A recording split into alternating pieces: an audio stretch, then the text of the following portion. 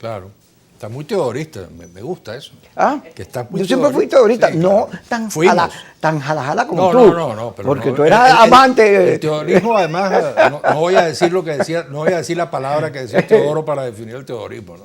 Pero, bueno, una de esas cosas horribles que decía ese Teodoro, bueno, eso era, la peor que a usted se le ocurra, eso era para él el teodorismo.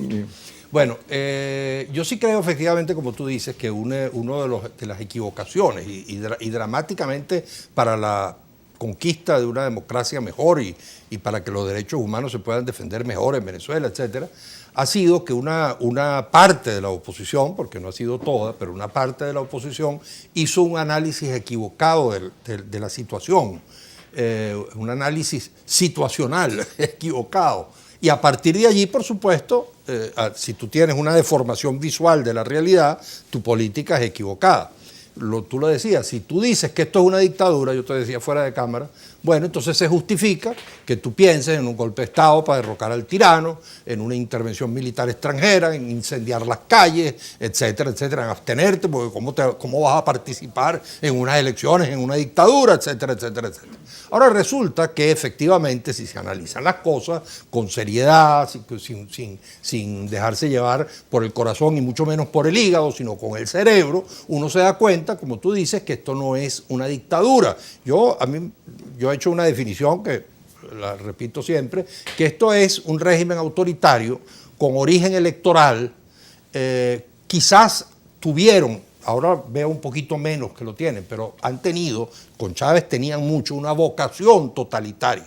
No eran totalitarios, eso es ridiculez de algunos. Está el comunismo, y que es una ridiculez, ¿no? Pero efectivamente ellos, como tú dices, tenían la idea de copar todos los poderes. La oposición también, digamos creó esa posibilidad con la abstención del 2005. Pero en todo caso, en el gobierno había esa tendencia. En el chavismo hay esa contradicción permanente entre democracia y totalitarismo. Porque ellos tienen también un discurso democrático. Ellos quieren construir una democracia directa, popular, protagónica, todas esas cosas que ellos dicen. Entonces, ahora, el régimen efectivamente tiene esas características, no es una cosa que tú puedas definir como una dictadura. Como tú dices, es curioso que, bueno, en una dictadura entonces hay derecho de manifestar. Es verdad, llegas a Chacaíto y te paran, puede ser, pero es un derecho limitado, restringido. El derecho de expresión, la libertad de expresión, puede ser que esté limitado, también interferido en los medios de comunicación, por el poder, lo que tú quieras. Oye, pero quien diga que aquí no hay libertad de expresión está diciendo una mentira, porque, bueno, hasta nuevo aviso, uno prende la radio en la mañana y uno ve la televisión y uno se da cuenta que hay una cierta libertad de expresión. Bueno, no es una situación muy normal. Porque es que precisamente cuando hay un poder central y los demás le responden a ese poder central, la democracia pierde sentido porque los poderes son parte del equilibrio. Claro. No, es que hay el copamiento de los poderes, es decir, el partido-estado. Esa es otra cosa que yo siempre le menciono a mis amigos en el gobierno, tratando de que en el gobierno pueda haber una reflexión. En la oposición a veces piensan que el cambio es sin que en el gobierno haya una reflexión. Y es al revés, nosotros necesitamos buscar interlocutores, hablar con los que están en el poder, tratar de que allí haya un proceso de comprensión de que esa idea de partido-estado no se corresponde, por cierto, con la idea de una economía social de mercado, libre, donde hayan muchos empresarios y donde haya competencia y donde venga el capital privado, incluso transnacional, etcétera.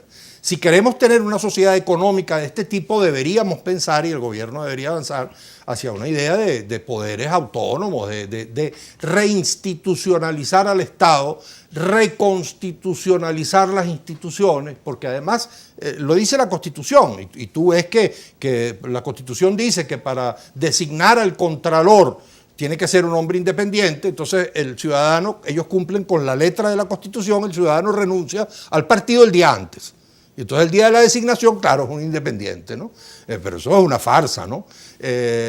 Nuestro querido amigo Elvis Amoroso no me van a decir que no es militante del PSV porque no está inscrito o porque renunció al partido. Entonces ese copamiento de las instituciones no le sirve ni al gobierno, que por cierto, la atracción de inversiones, uno de los datos que cualquier empresario multinacional, transnacional, tiene en la cabeza a la hora de venir a invertir en una sociedad es que hayan poderes, instituciones que funcionen bien, que sean seguras. Y bueno, este tipo de instituciones que está regida por la política del partido, no sé si eso efectivamente funciona bien. Betancourt, cuando era muchacho, abrazó las ideas del marxismo-leninismo que para esa época eran innovadoras. Claro, fundador del Partido Comunista de Costa Rica. Así es. Pero cuando Betancourt comenzó a recorrer el país, se dio cuenta que no había proletariado, ni burguesía tampoco. Lo que había era el burro y el chivo parejo. Entonces agarró y dijo, no, déjame deshacerme de todo este poco de cosas que no existen, y hizo un partido multiclasista con acento popular, y bueno, ahí está Betancourt en la historia. Luego, Chávez agarra, fíjate, el acento popular, lo protagónico de las mayorías. Esa es la conexión entre Betancourt y Chávez, y Boves y Páez y Bolívar. O sea, la lógica. Pero resulta que nosotros tenemos esta situación que está viviendo el país, y en vez de tener una fuerza enorme con propuestas de cambio a punta de llegar al poder, porque el país no sirve para nada, resulta entonces que está más lejos, cada día más lejos, porque ahora tu crisis es más fuerte que la del gobierno. La crisis que tiene la oposición, segmentada, dividida, acusándose, un todos contra todos, un cachacasca, ¿te acuerdas? Aquella pelea que hacían que todos ustedes tumbaban de ritmo. Bueno, soy igualito lo que tienes ahí. Pero tú no solo no la reconoces, sino que hay gente como este señor que dice, par de sinvergüenza, él jura que se la está comiendo descalificándonos. Pero tú no le lees un solo argumento de rectificación sobre los errores que te tienen en la condición que te tienen ahí. Porque eso no existe. Hay unos vendidos. Aquí inventó María Corina, después del 2017, que es que la oposición no perdía, sino que es que había unos señores que entregaban las luchas del pueblo. Sí. Pues eso es mentira, eso es mentira. Sí.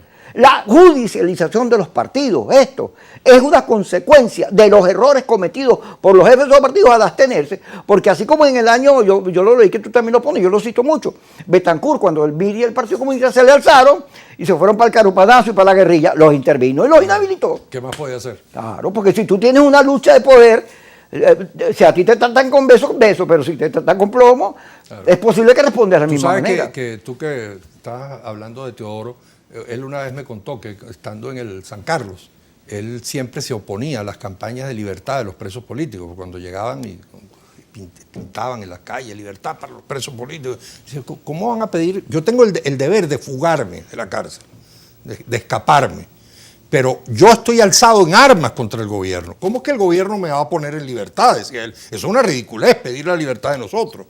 Bueno, yo también le digo eso siempre a los amigos del G4, es decir, no se extrañen si ustedes llegan y dicen que hay otro presidente, y ustedes dicen que hay otra Asamblea Nacional, y ustedes celebran que les quiten el oro de Londres a Venezuela, y ustedes, algunos han pedido intervenciones militares extranjeras, y algunos participaron en intentos de golpe como la bufonada del 30 de abril, etcétera, etcétera, no se extrañen que estén inhabilitados. Uno no quisiera que hubiese inhabilitados, por supuesto que no.